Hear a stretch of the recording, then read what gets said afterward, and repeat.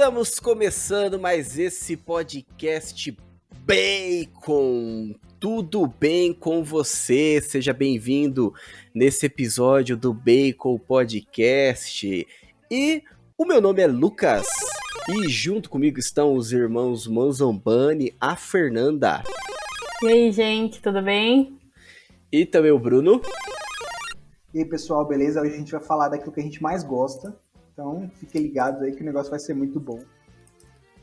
E é justamente por falar daquilo que a gente mais gosta que a gente trouxe aí essa pessoa aí que é especializada, né? Que é totalmente especializada no assunto, né? Pelo menos eu tenho como referência, né, aqui no Brasil, que é o nosso querido Sérgio. Sérgio, seja bem-vindo aí pela primeira vez no podcast Bacon.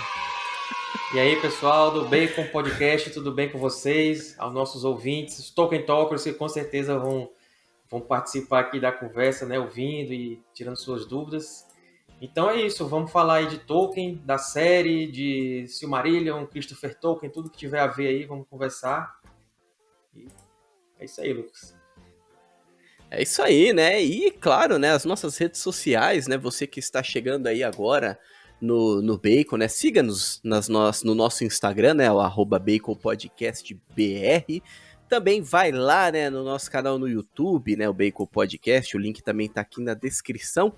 Se inscreve no canal, deixa o seu like, nos ajuda aí também a fazer com que o canal cresça cada vez mais. E você que está no YouTube, vai lá e procure nos principais agregadores de podcast por Bacon Podcast. Sérgio, por favor, também apresenta aí as suas redes sociais, os canais também onde você está falando sobre o tema também. Para quem não me conhece, eu sou apresentador de 2 canais no YouTube relacionados a Tolkien, né? O maior e o mais conhecido é o Tolkien Talk, onde a gente fala sobre toda a vida e obra do Tolkien, faz resenhas de livros, fala sobre adaptações, conta as histórias, fala sobre personagens, sobre a geografia da Terra-média, todo assunto sobre as línguas, tudo que vocês imaginarem, já tem algum vídeo lá no Tolkien Talk sobre isso, relacionado a Tolkien. E há um pouco mais de um ano, talvez um ano e meio, eu comecei um outro projeto que é chamado O Guardião Católico. Como o nome indica, pretendo falar sobre Tolkien e a Igreja Católica, né? Então por isso que é o Guardião, né? Em homenagem aos personagens lá que o Tolkien criou. E católico, porque eu estava sentindo falta especificamente desse tipo de tema aí na internet, era muito pouca gente falando e tal, então é um canal especializado para abordar os aspectos biográficos do Tolkien que tem a ver com a igreja e também extrair aquele simbolismo cristão que está tão entranhado aí na obra do Tolkien. Então sigam lá, né? Sigam, se inscrevam lá nos canais o Tolkien Talk e o Guardião Católico. Muito bem, né? E para facilitar aí também, né, o caminho, pode clicar aí no link, né, que a gente vai deixar aí todos os links aí na descrição desse episódio, seja aí do perfil do Sérgio, também ali os canais no YouTube, também aí os canais do Bacon, o perfil do Instagram do Bacon. E você, né, mais uma vez, você que está chegando aqui agora, o Bacon é esse podcast carnívoro, né? Esse podcast gorduroso, né, que busca trazer um pouco de sustância para você que gosta da cultura pop, que consome filmes, séries, mas está cansado com esse conteúdo aí que cada vez mais vegano, conteúdo cada vez mais sem substância. Então seja bem-vindo ao Bacon, o Bacon que é a sua proteína semanal, né? Seja bem-vindo ao podcast Bacon. E também, né, nós estamos aí com uma campanha no Apoia-se.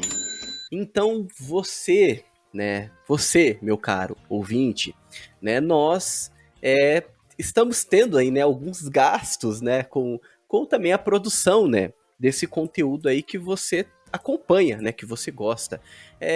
Infelizmente, gastos em dólar, né, sempre são gastos aí muito, muito altos, né.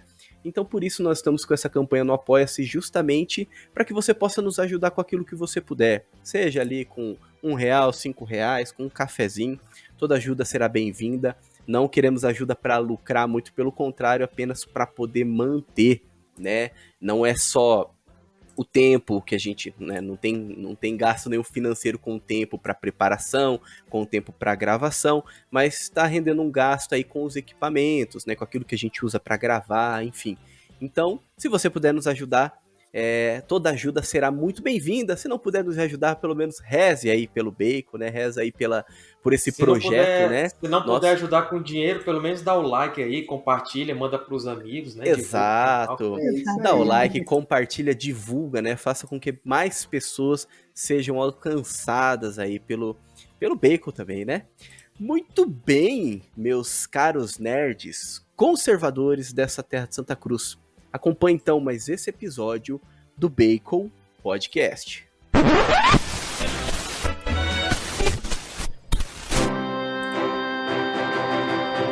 Bacon Podcast.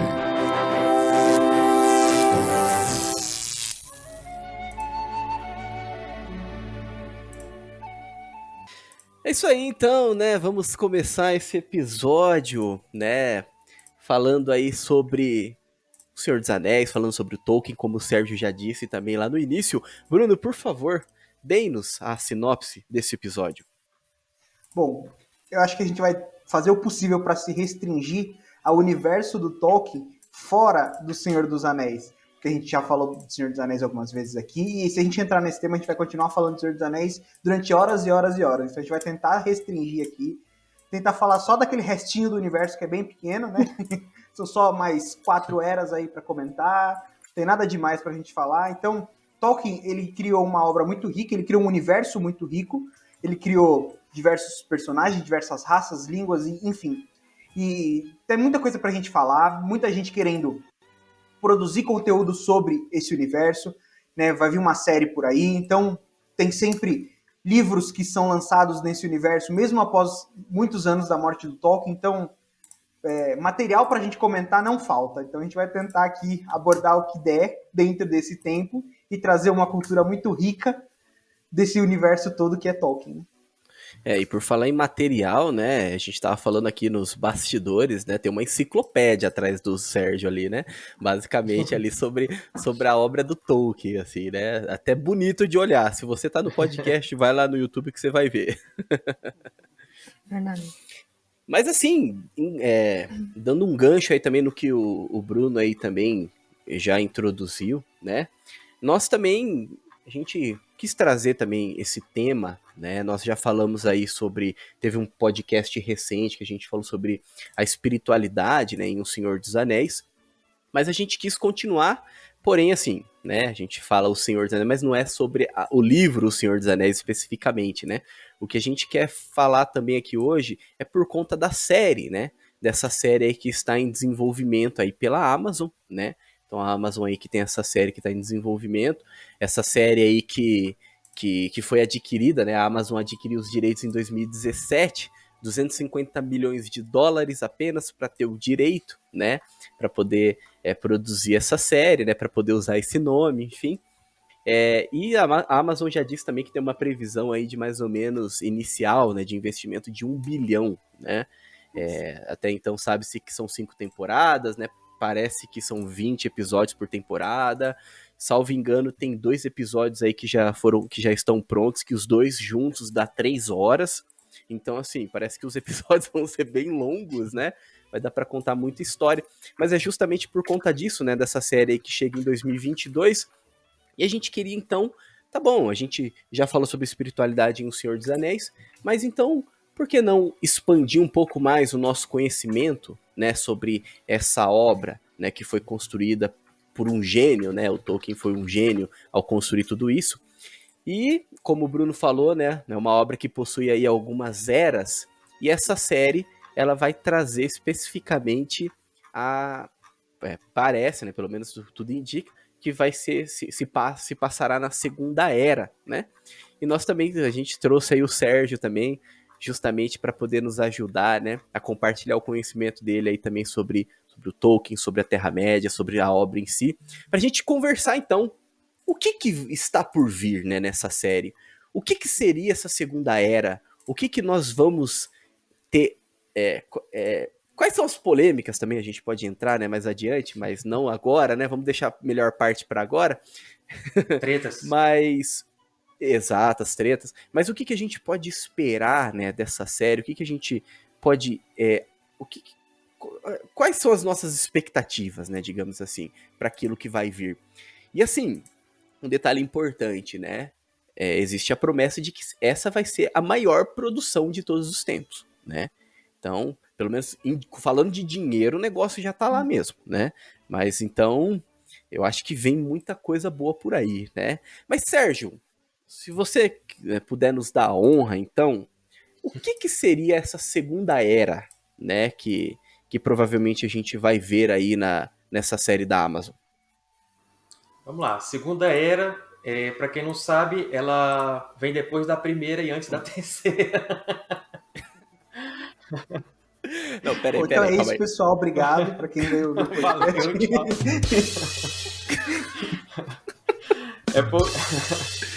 Assim, o Peraí Tolkien, que o negócio repetiu ele, aqui. Pode continuar, o desculpa. Tolkien talvez por aquela divisão cristã do tempo, dividir em eras, talvez ele tenha pego isso emprestado e a obra dele ele escreveu em partes, né, em eras. Então, para quem leu o Silmarillion, que é como se fosse o Antigo Testamento da Terra-média, ou do Legendário de Tolkien, Legendário é o corpo de lendas e mitos que ele criou que envolvem a Terra-média, os hobbits, os elfos, tudo isso, né? Então, o Silmarillion, ele fala da Primeira Era, fala da Segunda e dá um resuminho da Terceira Era, né? A Primeira Era seria o quê? Seria o surgimento dos elfos, olha, como o mundo foi formado, né, antes da Primeira Era, inclusive. Aí tem o surgimento dos elfos, o aparecimento do sol, o surgimento dos homens, como é que algumas raças surgiram, principalmente a questão das Silmarils, que são 3 joias perfeitas, feitas por um maior artífice élfico chamado Fëanor. Isso dá ensejo a grandes batalhas, grandes guerras, traições, brigas, rebeliões. Os elfos são retratados aqui não como aqueles quase angelicais que o pessoal acha, né? Algumas pessoas pensam, mas sim com uma certa fúria guardada, né? Que eles são altamente poderosos e quando eles despertam aquela fúria, eles acabam se rebelando contra os próprios anjos, que seriam representados na obra pelos Maia, pelos Valar, né? E pelos Maiar também. Então tem tudo isso aí na Primeira Era. Principalmente as guerras envolvendo as joias contra o Senhor Sombrio, que é o Morgoth, que foi o primeiro Senhor Sombrio do mundo, né? Que é uma figura simbólica de Satanás lá dentro do Legendário de Tolkien. E a Primeira Era termina com a derrota de Morgoth, Melkor, que depois foi chamado Morgoth. Assim termina a Primeira Era. Com o resultado disso, alguns homens que tinham ajudado os elfos naquelas batalhas da Primeira Era, eles receberam uma dádiva. Qual seria essa dádiva? Uma morada para eles que não seria nem na Terra-média, que seria o continente comum, e nem nas Terras Imortais, porque eles não eram imortais e não poderiam viver lá. Então, eles recebem a chamada Ilha de Númenor, que na cabeça do Tolkien é uma versão que ele criou para a antiga Ilha de Atlântida, né? Aquele antigo mito que vem desde a época da Grécia e tudo mais, que vários autores trataram dele, cada um com a sua visão particular, e Númenor é a visão particular de Tolkien para a Atlântida. Inclusive, biograficamente falando, ele tinha um sonho recorrente de uma grande onda que vinha avançando sobre a Terra, né?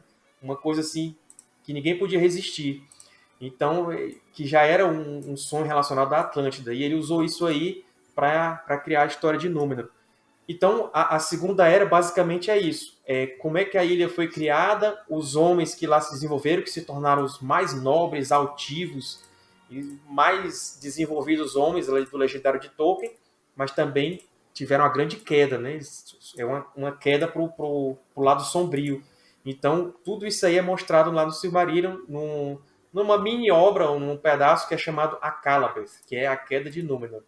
Então, a série da Amazon, eles já anunciaram oficialmente que vai tratar da Segunda Era. E a Segunda Era a gente sabe que é principalmente isso, é Númenor.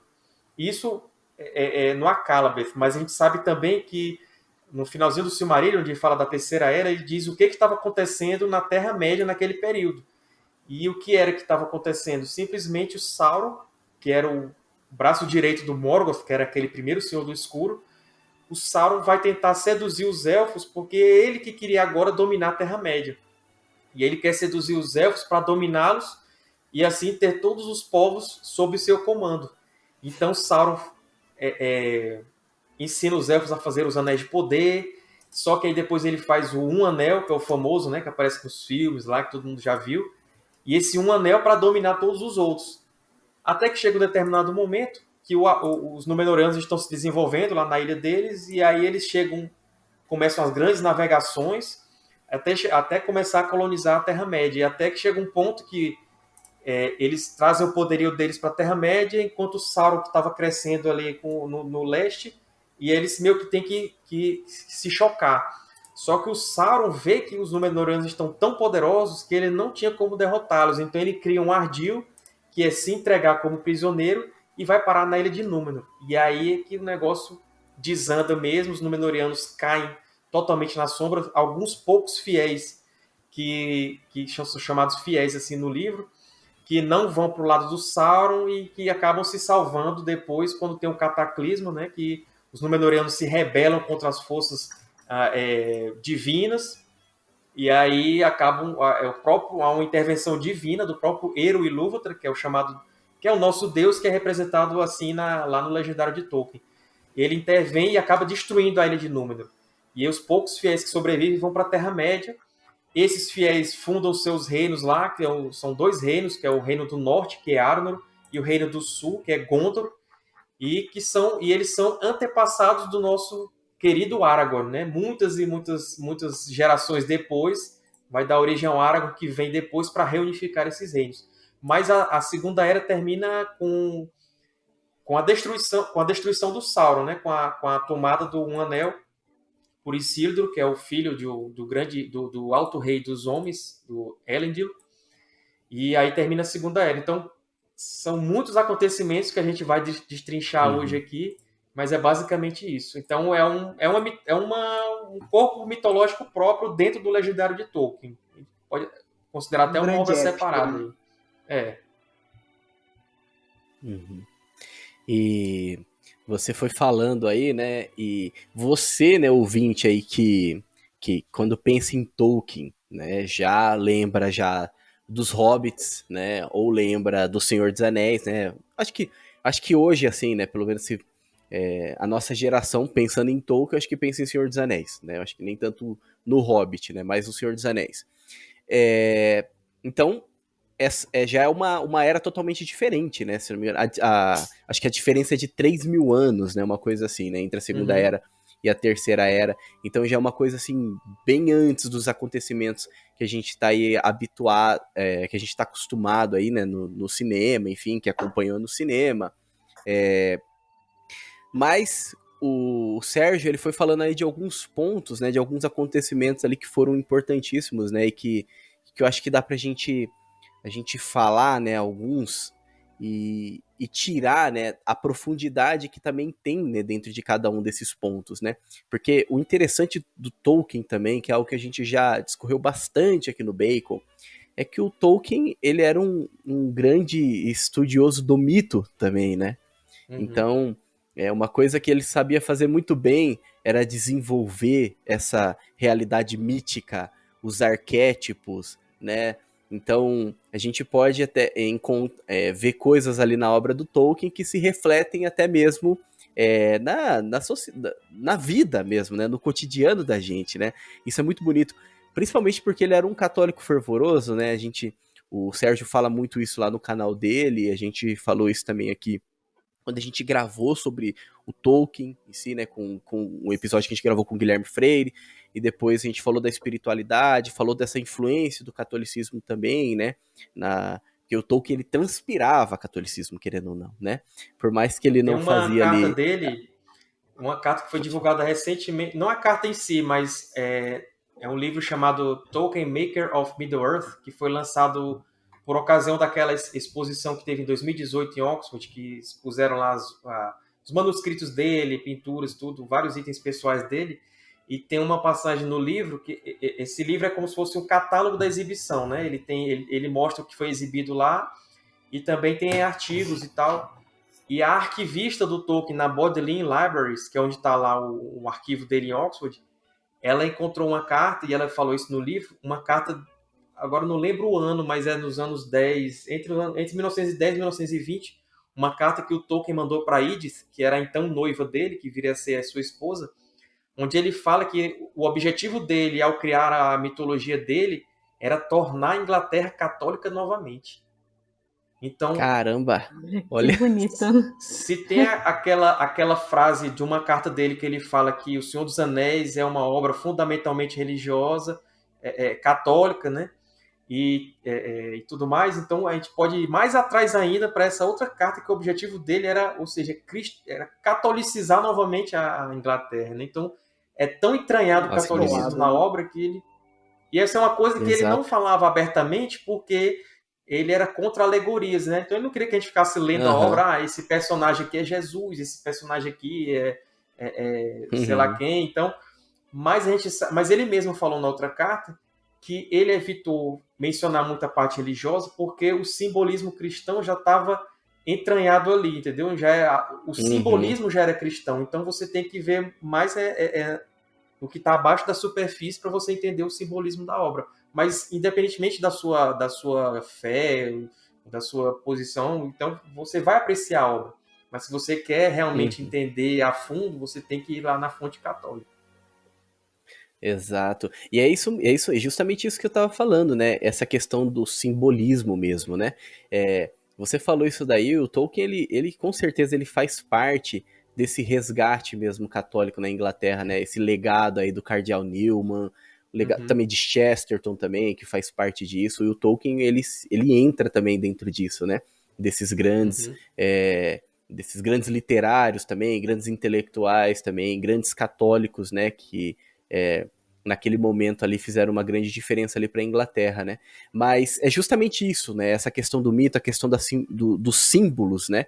Então, toda a obra dele, né, ela tem isso, né? Então, quando a gente se debruça sobre a obra dele, quando a gente fala, né, sobre alguns relatos, alguns momentos, alguns contos, isso a gente também pode tomar para nós, né? Por exemplo, você estava falando sobre a questão da ascensão e a queda de Númenor, né? Quando a gente começa a uhum. ver ali os pontos que levaram, né, seja a ascensão seja a glória e depois da queda, uma intervenção divina, né? Então são coisas assim que a gente consegue muito assim, né, trazer assim para nossa vida mesmo, né? Uhum. E É interessante pode falar. que é, a gente sempre ouve falar assim, mas o Tolkien ele é um grande escritor, mas é só literatura, é só ficção, é, sei lá, uma literatura infanto-juvenil, mas é muito mais que isso, né? Porque se a gente pensar aqui na questão da literatura de forma geral, o que fazem os grandes clássicos serem grandes clássicos é que é uma história muito boa, muito bem escrita, mas que não para só em uma história, mas ela tem um simbolismo por trás, algo que te leva a uma profundidade maior e algo que te leva a ser uma pessoa melhor. Então, os grandes clássicos são aqueles livros que nos ajudam a ser uma pessoa melhor, que nos ajudam na vida. E o Tolkien, nas obras de Tolkien, a gente percebe isso muito claramente. Você pode só ler O Senhor dos Anéis como um livro de ficção, mas ele é muito mais que isso. Ele te leva, ele tem um simbolismo católico muito forte por trás e ele te leva, mesmo se você não for católico, a querer ser uma pessoa melhor. Você consegue fazer um paralelo com a sua vida e ele te leva, de certa forma, ao transcendente. Eu acho que isso é um dos grandes diferenciais do Tolkien para outros autores, por exemplo, infanto-juvenil, para outras literaturas. Além, é claro, da escrita, além, é claro, da capacidade dele de criar uma língua própria, de toda a questão do mito, mas esse simbolismo ele é muito importante, porque é isso que diferencia uma obra de uma grande obra, né? Porque uma grande obra, ela te leva além de simplesmente uma história. Eu É já, lá no interessante canal, já que recebi... Pode falar, Bruno.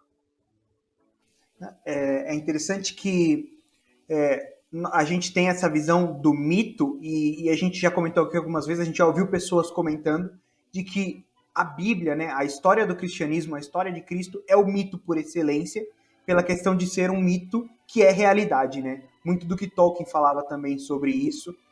Exato. E por que eu estou citando isso? Porque o Tolkien ele soube beber dessa fonte de forma tão profunda que ele também um escritor, um gênio, dá para dizer assim, tão grande que ele não só bebeu, ele não só absorveu para a vida dele, fez com que isso transformasse a sua vida de outras pessoas, como ele inseriu isso de forma tão boa na sua obra, que a própria obra dele se tornou referência de mito para outros escritores e outras pessoas, né? Aqui a Fernanda até comentou um pouco disso, mas o Martin do Game of Thrones é muito fã dele, e a gente vê claramente no que ele escreveu que ele quis se basear no Tolkien e não conseguiu fazer, né? Ele não entendeu de verdade a essência.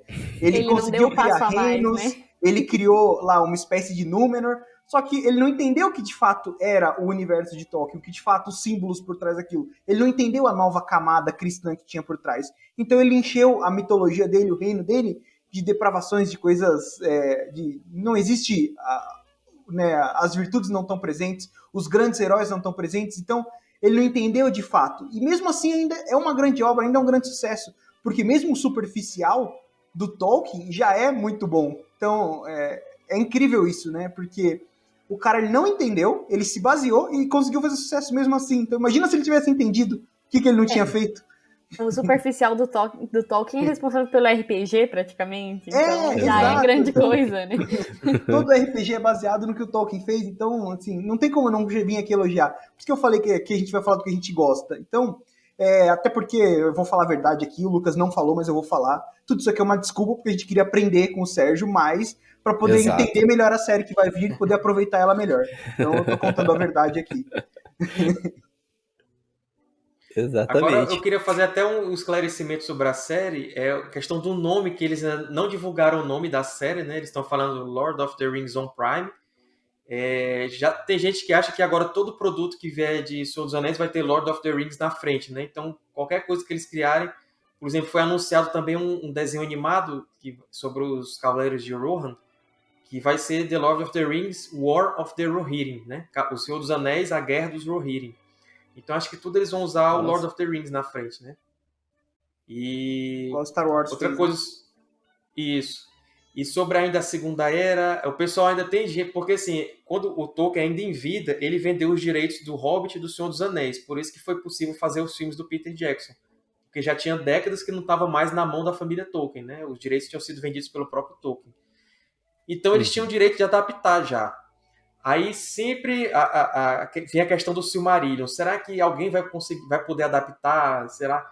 E nunca houve essa possibilidade, porque o caso do Christopher Tolkien, né, que é o filho e herdeiro literário do Tolkien, infelizmente faleceu ano passado, e do Tolkien Estate, que é quem cuida da obra do Tolkien. Eles sempre seguraram com mão firme, né, a questão do Silmarillion, de não deixar adaptar e tudo. Só que quando foi anunciada a série, olha que curiosidade, né? Quando eles anunciaram, depois a gente ficou sabendo que o Christopher Tolkien já tinha saído do Tolkien Estate. Não que ele tivesse se revoltado com nada e tudo, mas é por causa da idade mesmo. Se eu não me engano, ele faleceu com uns 94 anos, né? Então ele já estava se afastando. Quando ele editou e publicou o Beren e Lúthien, ele achou que era o último livro que ele estava editando do pai dele.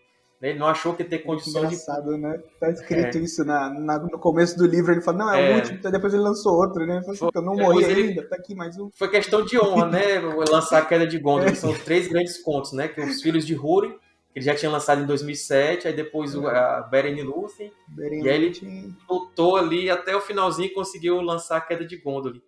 E aí o pessoal fica se perguntando, mas se eles vão fazer uma série da Segunda Era, e eles não têm os direitos de adaptação do Silmarillion, então eles vão ter que usar os apêndices do Senhor dos Anéis, porque lá os apêndices, para quem não sabe, é como se fosse um outro livro, um quarto livro, né? Porque ele conta a história todinha ali dos antepassados do Aragorn e tudo, dos Cavaleiros de Rohan, dos anãos agora com a nova tradução.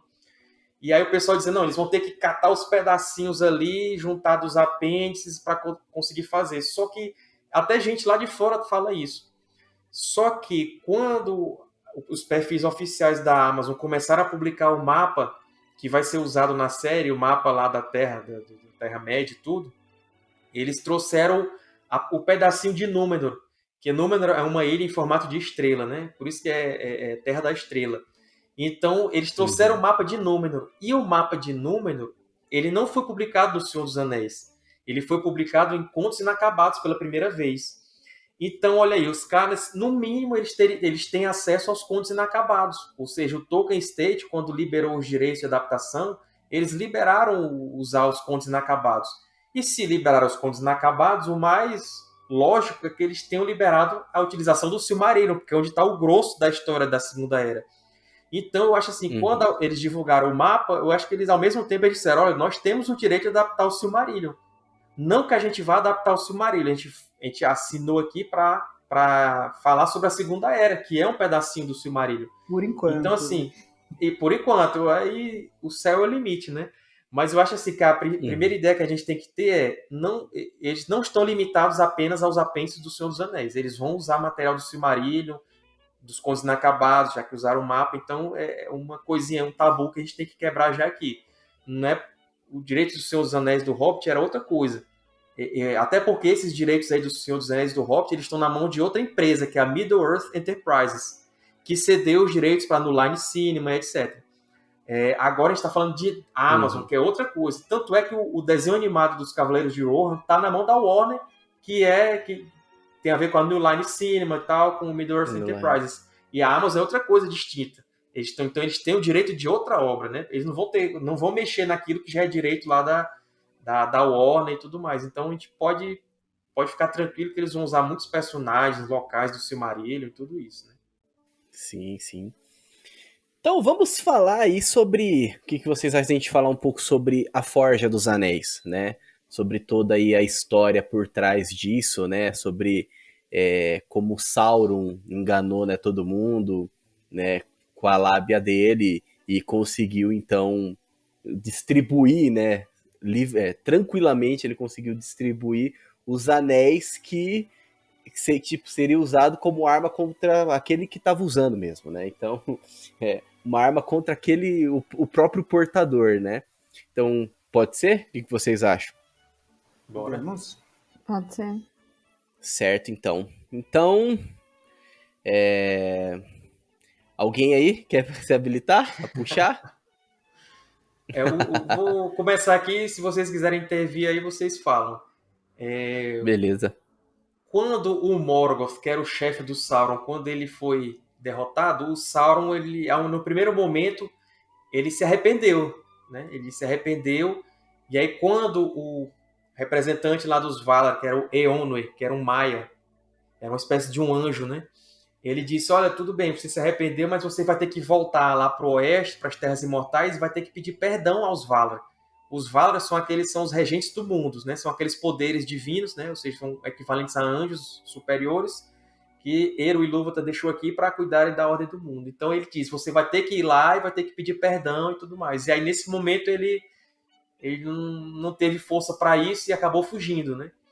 Fugiu e desapareceu do conhecimento de todos, dos elfos, dos homens e tudo mais. E foi aí, nesse período, houve aquilo que eu falei, né, de Númenor e tal. Os homens foram para lá, ganharam as dádivas como um poder físico, aumento da longevidade, o conhecimento também que eles receberam, capacidade de construir coisas e tudo mais. Então eles ficaram realmente quase que comparados aos elfos nesse aspecto. E Sauron foi ganhando poder de novo. Foi refazendo seus exércitos e tudo mais. Só que o Sauron é diferente do Morgoth, que o Morgoth ele gostava mais de enviar os orcs e combater os Balrogs, depois os dragões e tudo mais. O Sauron não. O Sauron ele era mais ardiloso, né? Ele sabia mais ou menos ali usar a malícia dele e tudo, e é assim que ele tenta. Então, quando ele vê o apogeu ali dos elfos na Terra-média, especialmente no reino de Lindon, que era na costa, e também lá mais nas montanhas nevoentas, onde havia o reino de Eregion, que era perto de Moria, né? Moria que todo mundo que assistiu os filmes conhece lá, onde tem a tumba do Baal e tudo. O Sauron disse, eu vou entrar nesses reinos élficos e vou enganar esse pessoal. E aí ele vai para Lindon, que é onde estava o Alto Rei, Gil-galad. E inclusive o arauto de Gil-galad, para quem não sabe, era Elrond, né? Aquele personagem famoso aí que a gente sabe, o meio elfo, que aparece no Hobbit, no Senhor dos Anéis. Então Elrond também era muito importante. E aí Elrond e Gil-galad nem deixam Sauron passar pela porta. Agora o detalhe, o Sauron ele estava disfarçado, né? Ele ainda tinha a capacidade de mudar de forma, e ele chamou a si mesmo de Anatar, que significa o Senhor das Dádivas. Na tradução anterior era o Senhor dos presentes e tudo. Então ele vinha com essa promessa de que, olha, eu vou mostrar para vocês. Que era muito belo, né? Era, isso, belo de se ver e tudo, aquela aparência maravilhosa, né, e tal. E aí chegava prometendo mundos e fundos, que eu vou ensinar isso, vou mostrar para vocês o que é belo, vou ajudar vocês a restaurar a beleza do passado e tudo mais. Só que, apesar de os elfos de Lindon não saberem quem era, eles ficaram com o pé atrás e não, você não vai passar aqui. Porque eles desconfiaram, né? E qual foi o outro reino onde Sauron tentou, Anatar no caso, foi Eregion, que era onde tinha os maiores artífices depois de Fëanor, né? Lá da Primeira Era, que foi o que criou as joias incríveis lá e tudo mais. Então, lá em Eregion, Sauron foi aceito. Então ele bateu lá no portão e com aquelas promessas todas, e aí eles aceitaram ele lá dentro. Ou seja, parecido com o que até que ele fez depois em Númenor, né? Quando ele fingiu que se entregou como prisioneiro e acabou refém, ganhando assim, um prisioneiro. Isso, um refém e acabou ganhando a confiança do rei. Mas aqui ele não foi refém, aqui ele foi com promessas e prometendo mundos e fundos e tal. E realmente ele ensinou muita coisa para aqueles joalheiros élficos, né? Eles chegaram ao seu apogeu de criação, de fazer coisas maravilhosas e tudo, porque no Senhor dos Anéis, no mundo do Tolkien, tem muito assim, de você colocar a sua essência e a sua energia dentro dos objetos que você faz, né? Essa é a magia do Tolkien. Então eles faziam aqueles objetos maravilhosos e tudo, e a confecção dos Anéis de Poder, o Sauron prometeu inicialmente o quê? Que os Anéis de Poder fariam com que os elfos pudessem conservar o que é belo, né? A principal objetivo era esse. Tanto é que Galadriel, ela tinha o Anel de Poder em Lothlórien, e Lothlórien, a gente vê lá no Senhor dos Anéis, que é 3.000 anos depois, como o Lucas falou, tá uma floresta intacta ali, linda, maravilhosa e tudo, mágica, né? Por quê? Porque tinha o poder do anel que Galadriel levava ali, que foi um desses anéis que foram feitos pelos elfos, ainda na Segunda Era. Então Sauron promete isso, né? É um aumento de poder dos elfos e tudo. E aqueles elfos que eram Noldor, né? Os Gwaith-Mírden, ou seja, os maiores artífices entre os elfos. E o líder deles era Celebrimbor, que era nada mais, nada menos do que neto do Fëanor, que já tinha feito aquelas 3 joias perfeitas. Então eles ficam maravilhados com o conhecimento do Sauron, do Anatar, no caso, e começam a fazer os Anéis de Poder, entre outras obras maravilhosas e tudo. Só que chega num determinado ponto, quando a maior parte do trabalho está feita, Sauron, lá em Orodruin, que é a Montanha da Perdição, o Monte da Perdição, no coração de Mordor, né, que é a Terra Sombria, ele faz um anel. Ele é chamado de um anel por isso, porque ele é um anel que vai governar a todos os outros. Então, se as pessoas usarem, né, colocarem no dedo os outros anéis, quando Sauron colocasse o um anel no dedo, ele ia controlar todos os outros. E no momento que o Sauron termina de fazer um anel e coloca um anel no dedo, o anel governante, os elfos se tocam daquilo que o Sauron não estava esperando que eles fossem perceber. E eles têm outra coisa, o poder de telepatia e tudo, coisa bem metafísica e tudo, do poder da mente. E aí eles percebem, e naquele momento os elfos tiram seus anéis do dedo, justamente porque eles sabiam que se eles permanecessem com os anéis, o Sauron ia conseguir dominá-los, né? A vontade deles e tudo. E aí eles tiram os anéis dos dedos. E teve 3 anéis que os elfos fizeram escondido de Sauron. Então eles fizeram aqueles 7 que depois vão para os anãos, e fizeram os 9 que depois vão para os homens, mas tinha aqueles 3 que são depois ficaram como os 3 anéis élficos. Esses 3 foram feitos em segredo. Não sei se os elfos já desconfiavam do Sauron, alguma coisa assim, já tinha alguma certa desconfiança, mas eles fizeram em segredo esses 3. E foram depois os mais cobiçados por Sauron, só que o Celebrimbor já tinha dado destino nele, já tinha escondido, né? E apesar deles não terem sido feitos com o poder do Sauron, eles também estavam sujeitos a um anel, porque eles foram feitos com as técnicas ensinadas pelo Sauron. Se não fosse isso, o anel não tinha poder sobre eles. Por isso que lá depois, na Terceira Era, lá no Senhor dos Anéis, quando um anel é destruído, os outros 3 anéis perdem os seus poderes. Por isso que Lothlórien começa a decair, a passagem do tempo vem normalmente e tudo mais, e aí os elfos resolvem partir de novo, resolvem partir para o Oeste, né, para as Terras Imortais. Então, quando os elfos percebem que Sauron queria dominá-los, né? Que agora já ficou revelado que Anatar era Sauron. e eles tiram os anéis, Sauron fica irado com isso, e aí declara a guerra, aí leva suas forças para Eregion, e começa aquela guerra terrível, ele invade tudo, ele pega Celebrimbor, né, ele é torturado, e aí ele é trespassado por flechas órquicas e tudo, chega ao ponto dele, e ele não fala onde é que os 3 anéis estão. E aí o Sauron usa o corpo do Celebrimbor como estandarte, né, empalado assim numa vara, uma coisa bem violenta mesmo, e aí aquela guerra devastadora. Os anãos, né, os anões de Moria, até tentam ajudar no primeiro momento, mas veem que não iam ter escapatória, eles se fecham dentro do reino deles, dentro da montanha, selam o portão e pronto.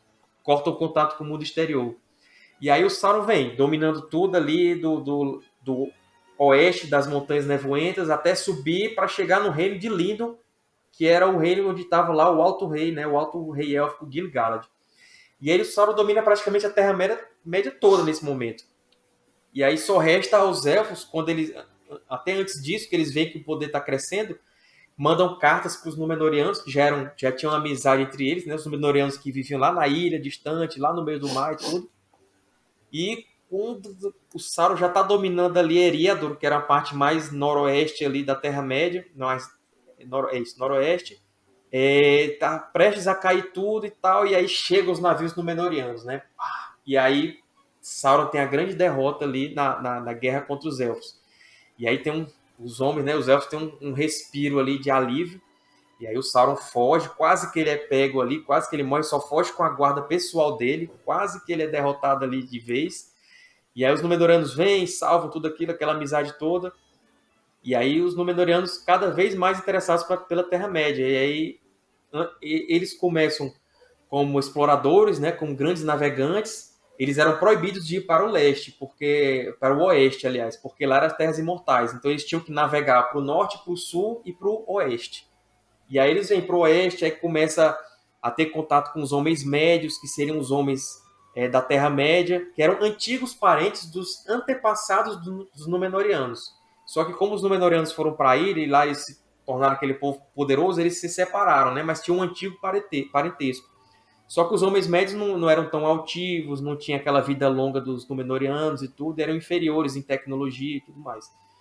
Então, com o passar do tempo, os Númenóreanos, com o poder tão grande deles, eles também começam a achar assim, que alguma coisa estava errada para os Valar não deixarem eles irem para o oeste. E aí eles ficam pensando, será que eles querem ter a imortalidade para eles? Será que se a gente for para lá, a gente vai se tornar imortal também?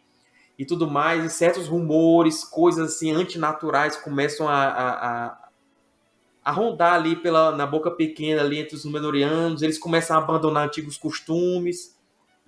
Os reis ficam cada vez mais assim tentados a se rebelar contra os poderes, né, contra os regentes do mundo e tal. E aí, apesar dessa queda moral dos Númenóreanos, foi o apogeu de poder deles, né, o apogeu de locais que eles construíram na Terra-média, de portos, de povos que eles começaram a dominar, porque eles começaram a dominar os homens da Terra-média. Né? E Sauron começou a se sentir incomodado com esse poder aí, e o ódio dele cresceu ainda mais, né? Porque aqueles homens tinham ajudado os elfos no passado, e agora eles estavam ultra poderosos, e estavam conquistando a Terra-média, mas o Sauron queria ser o grande tirano ali da Terra-média, ele queria ordenar toda a Terra pro jeito dele, pro jeito que ele achava que era certo, né? E aí acontece aquele momento onde os Númenóreanos vêm para a Terra-média, tem um usurpador em Númenor, que não era para ele ser rei, que depois ele é chamado de Ar-Pharazôn, que era Tar-Kalion. Ele acaba se chamando de Ar-Pharazôn, o Dourado.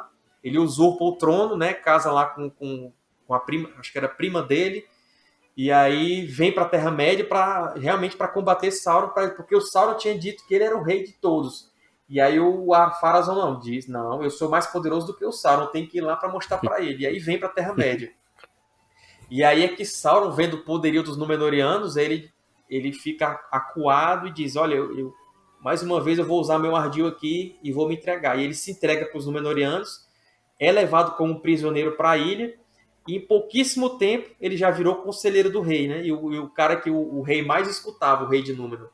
E aí é que o Sauron começa a colocar na mente do rei e são formados chama de partidos no Númenor, que são os fiéis, que são aqueles poucos que ainda são, né, fiéis às antigas tradições, e os homens do rei, que era a maioria. Então, os fiéis também são aqueles que ainda cultuavam os deuses, né? E os homens do rei, aqueles que cultuavam somente os homens também, tinha uma coisa assim, né? Os homens do rei começam, sob influência do Sauron, tem um culto sombrio, onde eles praticavam sacrifícios humanos, inclusive, né? E já os fiéis não, os fiéis ainda eram amigos dos elfos, eles tinham as antigas tradições, eles respeitavam ainda aquela ordem natural, e aí só que a coisa complicou por causa do Sauron na ilha, que aí que a queda dos Númenóreanos veio mesmo a galope, né? Ao ponto de Sauron conseguir convencer o rei a destruir a Árvore Branca, que era um símbolo da amizade lá dos elfos e dos Valar com os Númenóreanos, que era uma árvore branca, que era fruto de uma outra árvore que tinha em Toleresse, que era uma ilha nas Terras Imortais, que por sua vez era um fruto de Telperion. Laurelin, agora não me lembro bem de qual das duas árvores, né? As duas árvores abençoadas de Valinor, do passado e tudo. Então essa árvore representava isso. E Sauron convence o rei a destruir aquela árvore. Só que havia uma profecia também de um rei anterior chamado Tar-Palantir, que ele fez essa profecia, que quando a árvore fosse destruída, acabaria a linhagem ali do rei de Númenor, né? E foi realmente o que aconteceu. Tanto é que Ar-Pharazôn foi o último rei de Númenor. Não da linhagem de Númenor, porque é como se tivesse duas linhagens. Tinha a linhagem dos reis e também tinha uns parentes do rei, que eram os senhores de Andúnie, que eram uma região lá de Númenor, onde era a casa mais nobre fora a casa do rei, né? E eles eram parentes também de linhagem real. E são eles que são os líderes dos fiéis, inclusive. Eles que sobrevivem depois da queda e fundam lá os reinos na Terra-média. Então o Sauron ele funda esse culto a Melkor, ao antigo Senhor Sombrio, em pleno Númenor.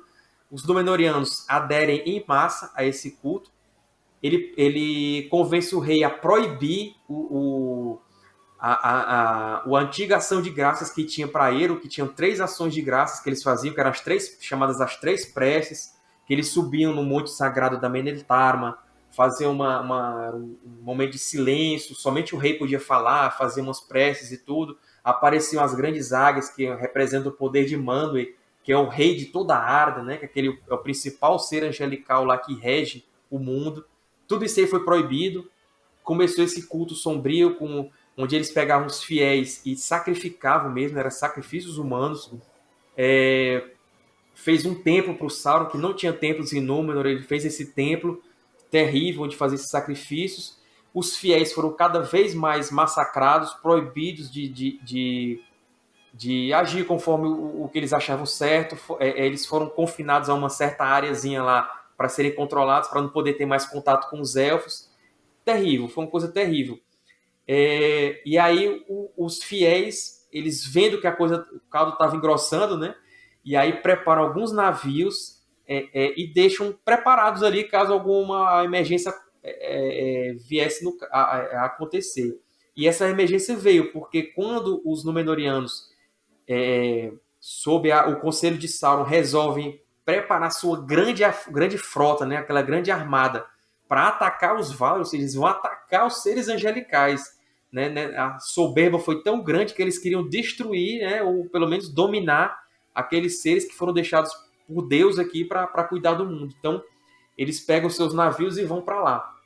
Eles interrompem a proibição que tinha, pisam nas Terras Imortais, só que não tem nem chance de entrar lá na cidade dos Valar, em Valinor, porque os Valar, eles apelam a Deus, né, a Eru e Ilúvatar vem e derruba as montanhas sobre eles são soterrados e tal. A ilha de Númenor é aberta uma fenda no oceano e ela sucumbe dentro da fenda, né? Então toda a ilha cai, só sobram, e por isso que é uma versão da ilha de Atlântida, né? Porque Atlântida também seria uma ilha que afundou, né? Então a versão do Tolkien para essa de Atlântida é isso, né? Para essa lenda. Então, assim, somente, se eu não me engano, 9 barcos dos fiéis que conseguem sair da ilha, e são soprados por um vento que vem do oeste e conseguem chegar à Terra-média, né? Depois de muitas turbulências e tudo. E são esses que vão fundar os grandes reinos dos homens. O detalhe, Sauron, quando foi para a Ilha de Númenor, ele estava com um anel, então ele levou um anel, por isso que ele conseguiu ainda mais dominar as mentes dos Númenóreanos, porque o anel tinha esse efeito, né? Tinha esse efeito de dominar as mentes dos outros. O próprio Sauron, ele foi destruído fisicamente na queda de Númenor, né? Quando Númenor afundou, ele teve seu corpo destruído e voltou em forma de espírito para a Terra-média, onde ele levou mais um período aí para se reconstruir. Isso não foi o fim ainda da Segunda Era. Ainda tinha uma batalhazinha para acontecer, né?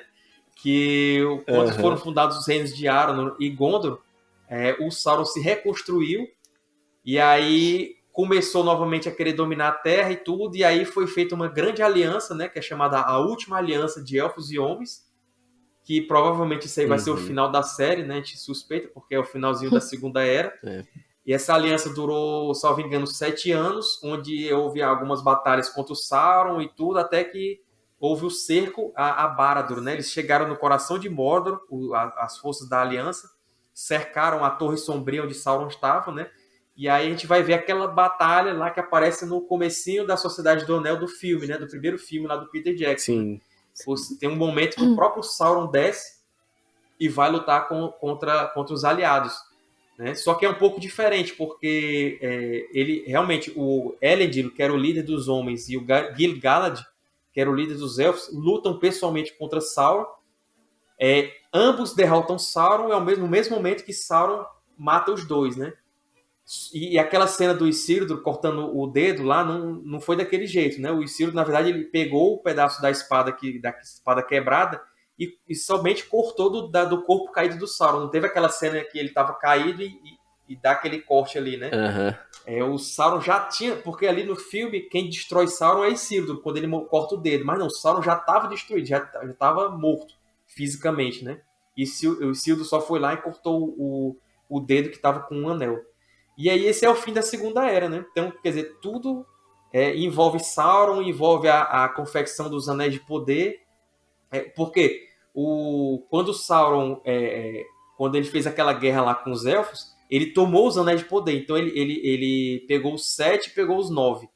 Sendo que os 9 ele deu para os homens, que os homens eram mais fáceis de ser dominados, né? E aí ele deu para aqueles grandes reis, feiticeiros, guerreiros, que depois de vários séculos portando aqueles anéis de poder, eles acabaram se transformando nos espectros do anel. Então os espectros também devem aparecer lá na série da Amazon, né? Porque eles são desde a Segunda Era. E já os 3 anéis, eles foram para Gil-galad, aí Gil-galad deu um para o Círdan, aí foi um para Galadriel, e aí os 3 se mantiveram ali seguros, né? E aí